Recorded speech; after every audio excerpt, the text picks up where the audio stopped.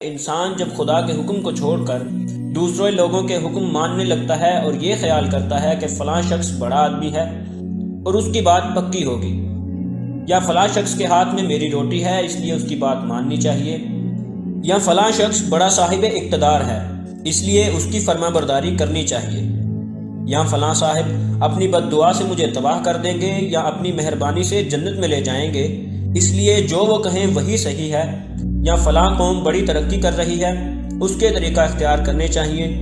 تو ایسے شخص پر خدا کی ہدایت کا راستہ بند ہو جاتا ہے۔ ایسے لوگوں کے لیے قرآن کریم میں ارشاد ہوتا ہے، اگر تو نے ان بہت سے لوگوں کی اطاعت کی جو زمین میں رہتے ہیں تو وہ تجھ کو خدا کے راستے سے بھٹکا دیں گے۔ یعنی آدمی سیدھے راستے پر اسی وقت ہو سکتا ہے جب اس کا ایک خدا ہو، سینکڑوں ہزاروں خدا جس نے بنا لیے ہوں، اور جو کبھی اس خدا کے کہے پر اور کبھی اس خدا کے کہے پر چلتا ہو، وہ راستہ کہاں پا سکتا ہے؟ ایک مسئلہ یہ ہے کہ ہر شخص اپنے کسی بزرگ سے یا عالم سے یا کسی بڑی شخصیت سے متاثر ہوتا ہے، اور یہ فطری چیز بھی ہے، لیکن یہ فطری چیز پھر آگے بڑھتی ہے اور انسان اس شخصیت کو بہت زیادہ اہم سمجھنے لگتا ہے اور اسے نمایاں کرنے لگتا ہے۔ میرا نقطہ نظر یہ ہے کہ اگر یہ بات ٹھیک بھی ہے، کسی شخص کا علمی کام یا کنٹریبیوشن بڑا غیر معمولی ہے، تب بھی ہمیں اصل میں جس کام کو کرنا ہے وہ یہ ہے کہ اللہ تعالیٰ کی ہستی کو نمایاں کریں، اس لیے کہ اس دنیا کا ہر خیر، ہر خوبی اور ہر بھلائی اصل میں اللہ تعالیٰ کی ذات سے پھوٹ رہی ہے۔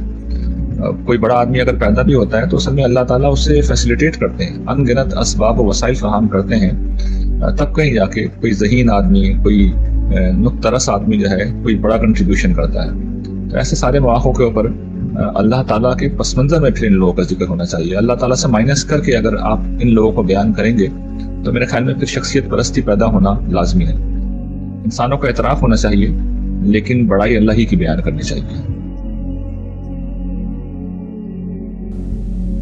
پھر جماعتیں بھی تحریکوں کی وسعت میں گم ہو جاتی ہیں، اور بالآخر تمام تحریکیں بھی اس وسیع تر احیائی عمل کی پہنائیوں میں گم ہو جاتی ہیں جو ان سب کو محیط ہے۔ یہ بھی ذرا باریک بات ہے،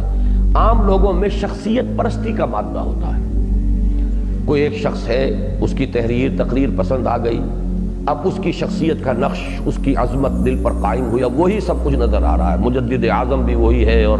وہ یوں سمجھیے کہ مجاہد اعظم بھی وہی ہے،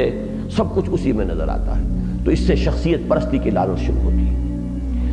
اشخاص کی اہمیت ہے، افراد کے ہاتھوں میں ہے اقوام کی تقدیر، ہر فرد ہے ملت کے مقدر کا ستارہ۔ اب یہ بھی دیکھیے علامہ اقبال کے ہاں جیسے میں نے عرض کیا تھا نا کہ وہ اصولی طور پر اسلام اور مسلمان کا فرق، اس کے بھی دونوں پہلو موجود ہیں ان کی شاعری میں۔ تو نہ مٹ جائے گا ایران کے مٹ جانے سے، نشہ میں کو تعلق نہیں پیمانے سے، اور کہیں ممکن ہے کہ ساقی نہ رہے جام رہے، ہم تو جیتے ہیں کہ دنیا میں تیرا نام رہے۔ دونوں چیزیں موجود ہیں اور اپنی جگہ پر دونوں کے اندر جزوی حقیقت ہے۔ اسی طریقے سے افراد کے ہاتھوں میں ہے اقوام کی تقدیر، ہر فرد ہے ملت کے مقدر کا ستارہ، ایک طرف یہ بھی ہے، اور دوسری طرف وہ شعر بھی ہے، فرد قائم ربط ملت سے ہے تنہا کچھ نہیں،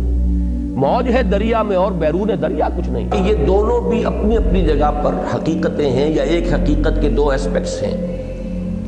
کہ ایک طرف افراد کی بڑی اہمیت ہے، تحریکیں اٹھتی ہی افراد کے بل پر ہیں۔ جیسے میں نے عرض کیا تھا پچھلی صدی میں اسلام کی نشأت ثانیہ پڑھتے ہوئے کہ پچھلی صدی میں عظیم ترین شخصیت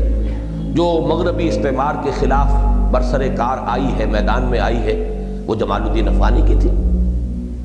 اس صدی میں عظیم ترین شخصیت جو مغربی فکر کے مقابلے میں آئی ہے وہ علامہ اقبال کی ہے۔ لیکن یہ کہ افراد کی اپنی حیثیت ہے، تحریکوں کا اپنا مقام ہے۔ تو افراد جو ہوتے ہیں وہی تحریکیں شروع کرتے ہیں، لیکن پھر اب اصل اہمیت تحریک کی ہو جاتی ہے، فرد کی نہیں۔ اور تحریک بھی اصل میں بعض تنظیمیں ہوتی ہیں، ایک ہی تحریک کی کئی تنظیمیں،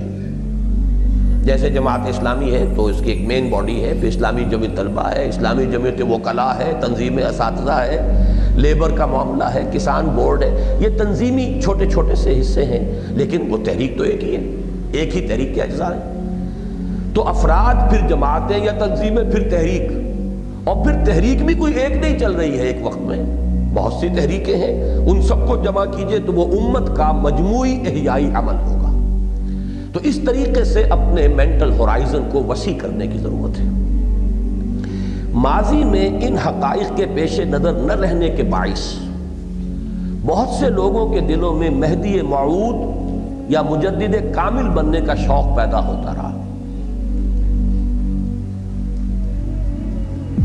میں تمام بزرگان دین کا احترام کرتا ہوں، مگر پرستش ان میں سے کسی کی نہیں کرتا، اور انبیاء علیہم السلام کے سوا کسی کو معصوم بھی نہیں سمجھتا۔ میرا طریقہ یہ ہے کہ میں بزرگان سلف کے خیالات اور کاموں پر بےلاد تحقیقی و تنقیدی نگاہ ڈالتا ہوں۔ جو کچھ ان میں حق پاتا ہوں اسے حق کہتا ہوں، اور جس چیز کو کتاب و سنت کے لحاظ سے یا حکمت عملی کے اعتبار سے درست نہیں پاتا اس کو صاف صاف نادرست کہہ دیتا ہوں۔ میرے نزدیک کسی غیر نبی کی رائے یا تدبیر میں خطا پائے جانے سے یہ لازم نہیں آتا کہ اس کی عظمت بزرگی میں کوئی کمی آئی ہے۔ اس لیے میں سلف کی بعض رائیوں سے اختلاف کرنے کے باوجود ان کی بزرگی کا بھی قائل رہتا ہوں، اور میرے دل میں ان کا احترام بھی بدستور باقی رہتا ہے۔ لیکن جو لوگ بزرگی اور معصومیت کو ہم مانی سمجھتے ہیں، اور جن کے نزدیک اصول یہ ہے کہ جو بزرگ ہے وہ خطا نہیں کرتا اور جو خطا کرتا ہے وہ بزرگ نہیں ہے، وہ یہ سمجھتے ہیں کہ کسی بزرگ کی رائے یا طریقہ کو نادرست قرار دینا لازمی طور پر یہ معنی رکھتا ہے کہ ایسا خیال خاطر کرنے والا ان کی بزرگی کا احترام نہیں کرتا اور ان کی خدمات پر قلم پھیرنا چاہتا ہے۔ پھر وہ اس مقام پر بھی نہیں رکتے بلکہ آگے بڑھ کر اس پر یہ الزام بھی لگاتے ہیں کہ وہ اپنے آپ کو ان سے بڑا سمجھتا ہے۔ حالانکہ علمی معاملات میں ایک شخص کا دوسرے کی رائے سے اختلاف کرنا اس بات کو مستلزم نہیں ہے کہ وہ جس سے اختلاف کر رہا ہو اس کے مقابلے میں اپنے آپ کو بڑا بھی سمجھے اور اس سے بہتر بھی۔